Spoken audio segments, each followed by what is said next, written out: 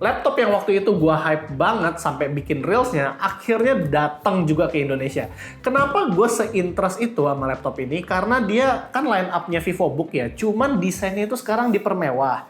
Terus dia udah bersertifikat Intel Evo juga, tipis dan enteng, Thunderbolt ada, 1 tera SSD, 16 GB RAM, terus juga Core Ultra yang H-series juga.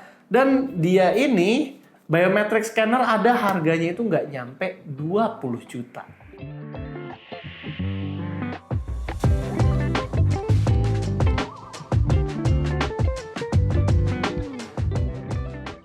Selain naik kelas secara spek, desain dari VivoBook yang tahun ini juga naik tahta. Logo Asus VivoBook yang ada di belakang itu di-upgrade menjadi lebih minimalis. Jujur dibanding sama logo yang tahun-tahun lalu, ini jauh lebih berkelas. Bodinya masih terbuat dari aluminium alloy dan buat build quality ini termasuk lumayan karena military standard certified juga. Hinge-nya didesain cukup kuat dan layarnya juga mudah dibuka dengan satu tangan walaupun layarnya ini agak wobble. Monitornya berukuran 14 inch, berpanel OLED yang sRGB, Adobe RGB, dan DCI P3-nya mentok di 100%, namun panel ini bukanlah yang top notch milik Asus. Kalau biasanya resolusinya tuh 0.8K dengan refresh rate 120Hz, yang ini hanya Full HD 60Hz aja. Kemungkinan untuk menjaga harga agar nggak sampai 20 juta. Keyboardnya punya layout yang agak dirubah sedikit, di mana function key-nya agak sepi di sini, tidak ada media button, dan Asus malah menambahkan instant mic directional button. Menurut gue ini ya harusnya bisa ditambah sih function-function yang lebih bergunanya, tapi untuk instant copilot ya dia juga ada kalau memang kalian suka dengan instant AI tersebut. Nah, buat backlit-nya, gue nggak ngerti kenapa Asus memutuskan untuk naruh RGB backlit di sini. Yes, kalau biasanya ada di laptop gaming, sekarang ada di sini juga. Ini subjektif sih, tapi kita sendiri lebih suka dengan backlit yang satu warna aja. Touchpad-nya sekarang dibikin lumayan besar, sesuai dengan Ultrabook zaman sekarang, dan surface-nya juga enak, ditambah dengan adanya Windows Precision Driver. Buat konektivitas, di sebelah kanan hanya ada 2 USB 3.2 Gen 1 Type A, dan di sebelah kiri ada Full HDMI port, 2 Thunderbolt 4, 1 microSD card reader, dan audio combo jack. Nggak ada lagi charging port karena chargingnya pakai USB-C, walaupun sayangnya USB-C-nya itu tidak ada di dua sisi, melainkan hanya ada di sisi kiri aja. Dan karena Type-C-nya sudah Thunderbolt, ini juga memungkinkan kalian untuk punya setup yang hanya nyolok satu kabel ke monitor yang support dengan charging. Spesifikasi laptop ini menggunakan Intel Core Ultra 7 Meteor Lake dengan 16 GB RAM, SSD-nya berkapasitas 1 TB PCIe Gen 4 yang speed-nya lumayan kenceng, dan buat upgrade ini cukup gampang karena dia memakai ukuran 2280 yang lebih mainstream. Walaupun sayangnya saat kita buka laptop ini ada sekrup tengah yang ngebukanya itu covernya agak susah, jadi mungkin butuh ketelitian dan juga effort lebih. Di Cinebench, performanya ini bisa head-to-head dengan Spectre X360 yang kita review kemarin. Bahkan ada case di mana performa laptop ini melebihi Spectre secara lebih jauh. Ini juga menurut kita keren banget karena ya yang kita bandingkan adalah laptop belasan juta, sementara Spectre itu adalah laptop 30 juta. Konsistensinya pun lebih bagus karena sepertinya Asus ini bisa mengontrol suhunya lebih baik ketimbang Spectre, yang berakhir menjadikan dia bisa menarik TDP lebih tinggi.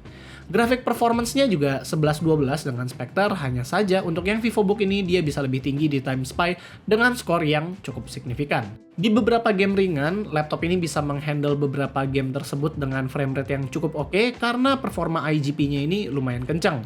Dan kelihatan apabila kita memakai resolusi Full HD, Genshin ataupun Star Rail bisa mentok di 60 fps settingan medium ataupun low. Di Adobe Premiere Pro, secara render time dia ini udah cukup lumayan, asalkan videonya nggak berat-berat banget seperti H265 10-bit. Kalau Blender ya sepertinya ini bukan usage-nya ya di sini, tapi kita kasih aja sebagai data. Pendinginannya memakai 2 fan dan 2 heat pipe. Ini excellent banget di mana Asus tahu kalau laptop dengan Meteor Lake H series itu tidak bisa memakai hanya 1 fan dan 1 heat pipe aja, termasuk dalam laptop tipis sekalipun. Saat Cinebench dia bisa sampai 100 derajat Celcius mentoknya, namun stabilnya itu hanya sekitar 94-98 derajat Celcius, sementara saat gaming suhunya hanya berkisar antara 75-85 derajat aja. TDP CPU-nya sih kurang lebih sama ya, stabil antara 54-65 watt saat full load. Secara penggunaan, laptop ini bisa dibilang ya lumayan standar lah performanya buat sehari-hari, buat beberapa power user yang menggunakan IGP power buat kerjaan mereka, laptop ini udah capable dalam menghandle task tersebut. Laptopnya juga nggak hangat di keyboard sekalipun saat full load. Koneksinya sih udah support sama Wi-Fi 6E dan Bluetooth 5.3, memang tidak secanggih laptop yang bisa sampai Wi-Fi 7, namun untuk mainstream user ini udah lumayan oke. Baterainya punya kapasitas yang lumayan besar buat laptop seharga segini di 75 Wh, dan karena dia hanya resolusi Full HD, jadi tahannya ini lumayan lama dibanding sama laptop-laptop yang punya resolusi 2.8K. Chargernya memakai USB-C 90W yang ukurannya itu nggak terlalu besar. Kemungkinan inilah mengapa performanya ini bisa konsisten, karena Intel Core Ultra 7 itu memang membutuhkan power yang lebih di saat full load. Kualitas speakernya standar, ini downfiring, nggak terlalu excellent banget tapi clarity-nya oke sekalipun di volume 100%. Dan buat biometric sign-in-nya, laptop ini udah ada face recognition. Penggunaan keyboardnya sih ya lumayan oke, walaupun layoutnya bukanlah yang terbaik, namun kalau udah biasa, ini adalah salah satu laptop yang travelnya itu empuk banget buat dipakai ngetik. Untuk kualitas webcamnya ini cukup bagus, jadi dia itu udah beresolusi 1080p alias 2 megapiksel, terus dia karena udah pakai Intel Core Ultra jadi ada efek AI-nya juga, eye contact, automatic framing, background effect itu udah ada semua, dan untuk kualitas mikrofonnya juga udah standar dan ada physical privacy shutter juga. Dari semua kelebihan laptop ini yang tadi kita udah bilang, ada satu hal yang bikin gua concern. Memang kita seneng dengan adanya salah satu opsi Ultrabook thin and light yang berdesain mewah dan fitur yang nggak kalah canggih dengan laptop di atas 20 jutaan yang harganya itu belasan juta. Karena pasarnya kan cukup rame ya.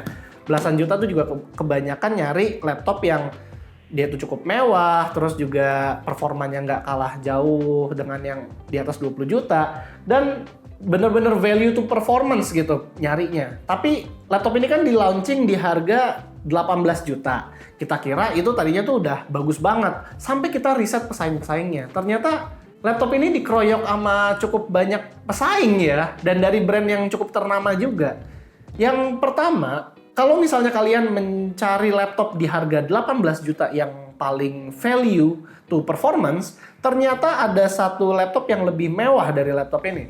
Itu adalah Lenovo IdeaPad Pro dengan Intel Core Ultra 7 155H juga, 32GB RAM dia, 1TB SSD, dan dia OLED-nya itu sudah 2.8K 120Hz. Harganya 17.899. Nah, terus kalau misalnya kalian mencari ada dengan spesifikasi yang sama, apakah ada yang lebih murah? Ada. Lenovo IdeaPad Slim 5 itu Core Ultra 7 155H 16GB RAM, cuman SSD-nya tidak 1TB, yang ini 512GB doang. Harganya tapi di 15 juta. 14.999. Nah, ini kan nggak ada yang Evo tapi Bang. Ada juga yang Evo. Yang Evo itu ada Acer Swift Go 14 with AI. Itu dia pakai OLED juga, 2.8K pula OLED-nya, Intel Core Ultra 7 155H, Evo, 16GB RAM, cuman SSD-nya 512GB masih, jadi tidak 1TB. Harganya itu 16,5 juta, bos. Jadi lebih cengli daripada yang ini. Jadi ini di launching di 18 juta, menurut gua harusnya agak diturunkan ya, karena harus bersaing dengan 3 laptop tadi. Kalau kalian ada yang nanya, tapi Bang kan yang ini ada Office Home and Student 2021 dan ada Asus Perfect Warranty-nya juga. Jadi ada ADP-nya gitu. Ya sama, Acer sama Lenovo juga ada. Kalau Lenovo itu namanya Premium Care atau 3 tahun ADP bahkan dia. Kalau Acer Swift Go itu ada namanya, dia 1 tahun doang sih, tapi dia 3 year service.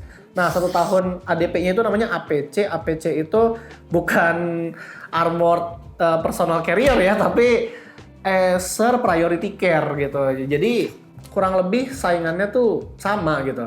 Nah, jadi kalau misalnya Asus ini menurut gua dia menonjol mungkin di backlit RGB dan desain yang udah military standar 810H. Harus diturunkan kalau menurut gua untuk bersaing dengan laptop yang tadi kita udah sebutkan. Jadi itu aja sih paling video kita kali ini. Kalau kalian suka dengan videonya, jangan lupa untuk kasih kita like, share, dan subscribe. Dan di sini gue Rizky. Always stay safe and stay healthy.